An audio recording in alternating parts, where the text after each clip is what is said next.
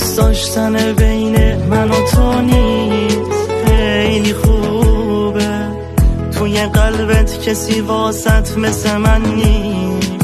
حس خوبه میشه از نگاه به چشمای تو فهمی. عشق یعنی که خنده هات برام میشه چشمه امید. دریا رو تا میبینم یادم میاد چشای رنگی. چه عجیب بود اولین باری که لبات هی میخندی، هی میخندی. واسم اینش ته خوشبختیه و همه چیزه. بازم حرفات تو و این قهوه‌ای که روی میزه. باز خیابون میشنوه صدای رد پای ما رو. نم بارون میگه میشناسم این دیوونه ها رو. واسم اینش ته خوشبختیه و همه چیزه.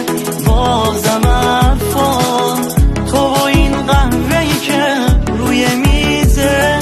باز خیابون میشنوه صدای رد پای ما رو.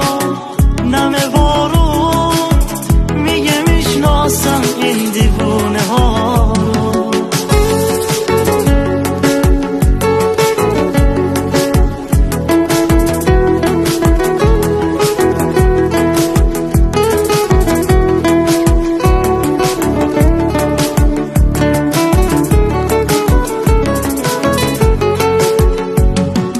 من با سازم قصه عشقمونو می نوازم. یه ترانه با صدای نفسای تو می سازم. هر غروبو لب ساحل واسه تو باز می خونم. رنگ خوابه قلب پاک تو فقط خودم میدونم، میدونم. واسم اینش ته خوشبختیه و همه چیزه. بازم